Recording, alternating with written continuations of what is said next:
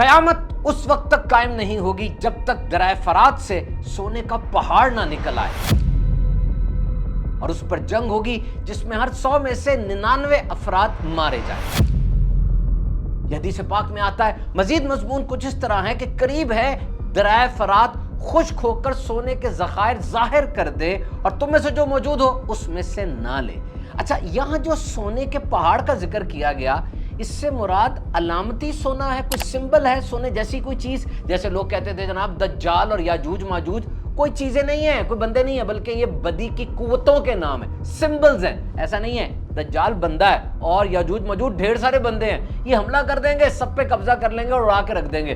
तो यहां पर सोने से क्या मुराद है, अलामती या एक्चुअल? वैसे एक बात मैं आपको बता दूं, आज के इस दौर में जो ऑयल है इसे ब्लैक गोल्ड कहा जाता है, और जो दरिया फरात की बात हुई यूफ्रेटिस रिवर की, ये ना तुर्की से निकलता है, शाम से गुजरता है और इराक से होता है दजला में जा गिरता है, और ये वही जगह है जहां से इतना ढेर सारा तेल निकला और जहां आज जंगें हो रही हैं और आलमी ताकतें यूएस, रशिया, चाइना का ये इलाका मरकज बना हुआ है। और एक और इंपॉर्टेंट बात आज की वीडियो में आपसे डिस्कस करूंगा कि जो कहत आता है, फेमिन आता है, 1859 से लेकर 1900 तक बड़े सगीर के इस एरिया में 24 बड़े कहत आए, खाना खत्म हो गया और तकरीबन 1.5 करोड़ अफराद मारे गए।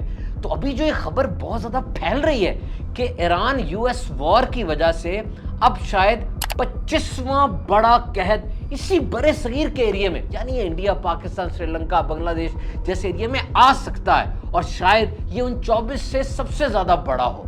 इसमें क्या हकीकत है, आज की वीडियो में हम जानेंगे। सबसे पहले दोबारा गोल्ड पे वापस आइए आप। सोना, गोल्ड, ये इतना इंपॉर्टेंट क्यों है? इसलिए कि सोना रेयर होता है, बहुत नायाब है, इसको जमीन से निकालना भी थोड़ा मुश्किल है, यूनिवर्सल और यूनिफॉर्म है, पूरी दुनिया के अंदर इसकी एक्सेप्टेबिलिटी है, ये करोड़ नहीं होता, इसको जंग नहीं लगता, ये तबाह नहीं होता। जितना भी सोना आज तक जमीन से निकाला गया ना, वो उसी तरह पड़ा हुआ है, तबाह नहीं हुआ, फना नहीं हुआ। खालिस सोने को टेस्ट करना बहुत आसान है और ये करेंसी की तरह प्रिंट भी नहीं किया जा सकता, आहिस्ता आहिस्ता इसके ज़खायर बढ़ते हैं। और आपने सुना होगा बड़ी पुरानी हजारों साल पहले की जो कहानियां हैं, जो एपिक टेल्स वगैरह होती है, उसमें भी सोने की अशरफियां, दिनार वगैरह का जिक्र कितना ज्यादा आता है। तो जंगों के दरमियान या जबरदस्त मुआशी बहरान के दौरान अगर करेंसी कोलैप्स कर जाए तो ये सोना ही सेफ हेवन एसेट होता है। शायद आपको याद हो 1971 के अंदर जब वॉर हुई थी तो पाकिस्तानी गवर्नमेंट ने 50 रुपए का और 100 रुपए का नोट डीमोनेटाइज कर दिया, यानी अब ये 50 और ये 100, ये 50-100 नहीं बल्कि कागज के टुकड़े रह गए थे,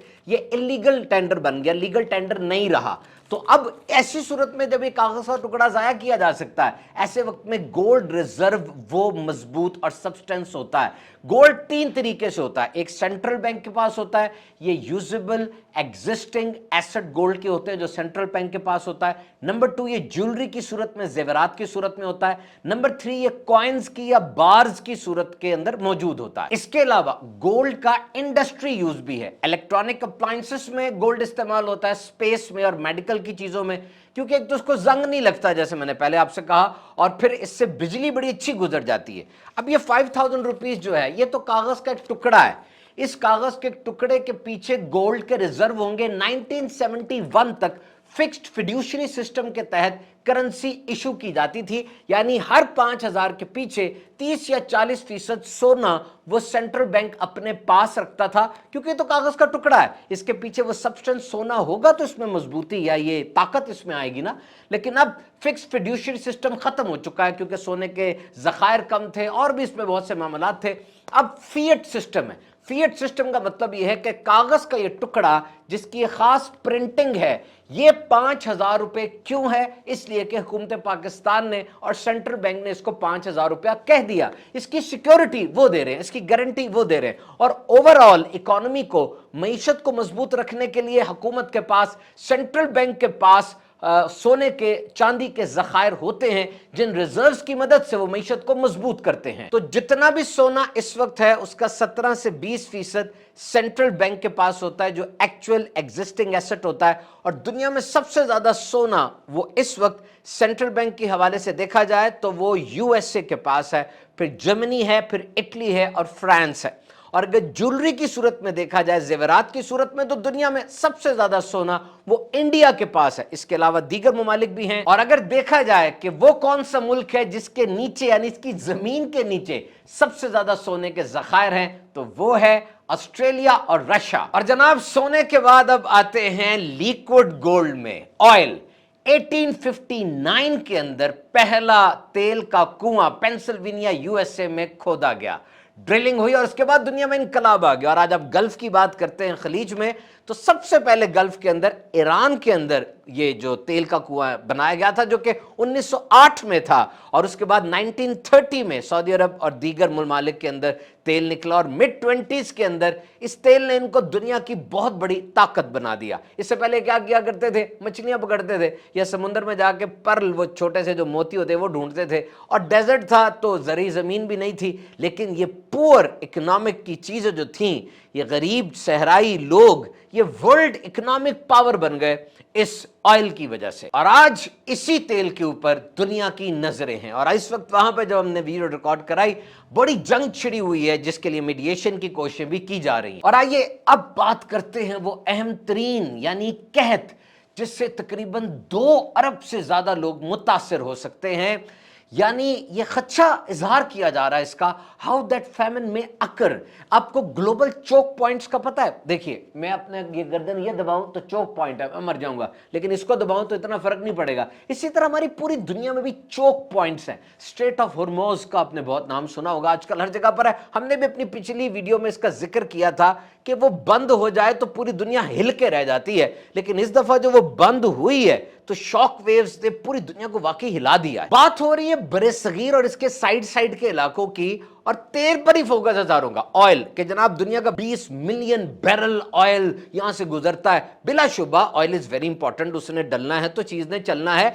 लेकिन बात सिर्फ ऑयल की नहीं है, बात और भी बहुत सी चीजों की है जो कि आगे जाके बहुत बड़े कहत की सूरत इख्तियार कर सकते हैं। और एक इंटरेस्टिंग इंफॉर्मेशन भी मैं आपको दूंगा कि स्ट्रेट ऑफ हॉर्मोज सिर्फ यही चोक पॉइंट्स नहीं है, बल्कि दुनिया में और भी ऐसे चोक पॉइंट्स हैं जो अगर बंद हो जाएं तो स्ट्रेट ऑफ हॉर्मोज से भी बड़ा एक तूफान और बड़ा एक बहरान आ सकता है। तो सिर्फ ऑयल नहीं है जो स्ट्रेट ऑफ हॉर्मोज से गुजर रहा है, बल्कि एक चीज है LNG, लिक्विफाइड नेचुरल गैस। इससे इलेक्ट्रिसिटी बनती है, इससे फर्टिलाइजर्स बनते हैं। और आप हैरान होंगे सुन के, इंडिया और पाकिस्तान में जितनी LNG यूज होती है ना, उसका 60% वो स्ट्रेट ऑफ हॉर्मोज से ही गुजर के आना है। वो बंद हो गई है, अब ये पहुंच नहीं रही। और जो अब कहते हैं ना जहाज आ रहे हैं, जहाज आ रहे हैं, ये महीना पहले के चले हुए थे, वो पहुंच गए। अब चले ही कोई नहीं है, बंद है, तो अब कैसे आएंगे? और दूसरी है LPG, ये कुकिंग गैस है। पाकिस्तान अपनी पूरी LPG का 60% वो इंपोर्ट करता है। कहां से? ईरान से, UAE से, ओमान से, सऊदी अरब से।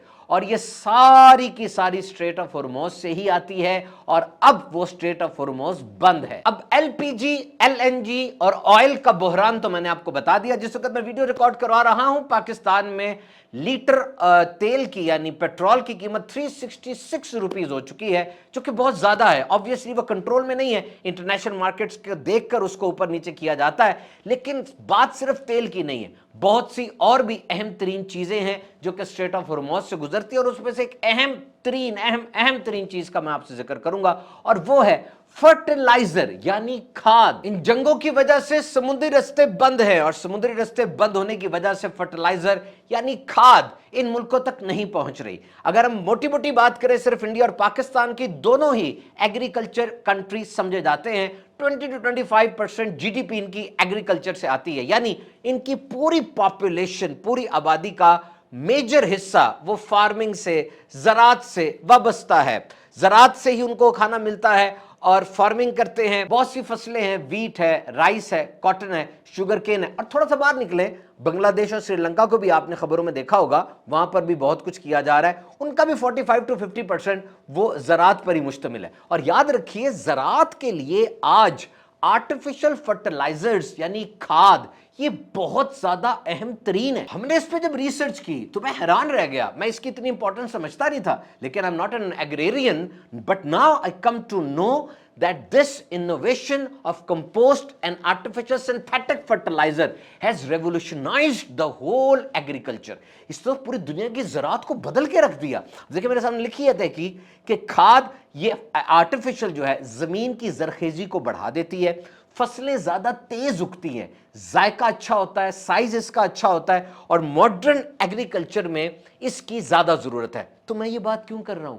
اس لیے کہ انڈیا, پاکستان یہ کھاد خود نہیں بناتا, تھوڑی خود بناتا ہے, زیادہ یہ باہر سے منگواتا ہے. اور یہ کھاد آتی کہاں سے ہے؟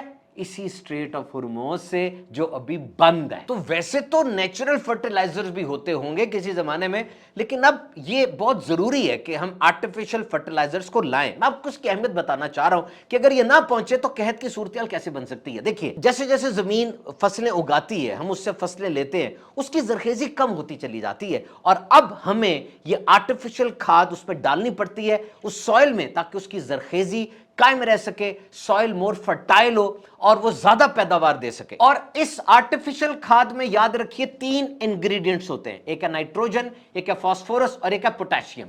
نائٹروجن کیا ہے؟ یہ جو پتے کا سبز رنگ آپ کو نظر آتا ہے نا, یہ نائٹروجن کی وجہ سے, یہ کلوروفل کا ایک پگمنٹ اور بہت اہم ہے. اور یہ جو فاسفورس ہے یہ ایلیمنٹ ہے, یہ روٹس کو مضبوط کرتا ہے اور یہ انرجی دیتا ہے, یہ فلاور اور یہ فروٹ یہ اسی کی وجہ سے ہیں. اور پھر پوٹاشیم, یہ تو امیونٹی ہے, جس طرح میرے جسم میں قوت مدافعت ہے اور بیماریوں کے خلاف لڑتی ہے, تو پوٹاشیم پودے میں نہیں ہوگی تو اس کے اندر پرابلم ہوگی, اس کو بیماریاں لگ جائیں گی, مرجھا جائے گا, ختم ہو جائے گا. اب آپ دیکھ رہے ہیں کہ یہ تینوں انگریڈینٹس جو کھاد بناتے ہیں آرٹیفیشل کتنے امپورٹنٹ ہے.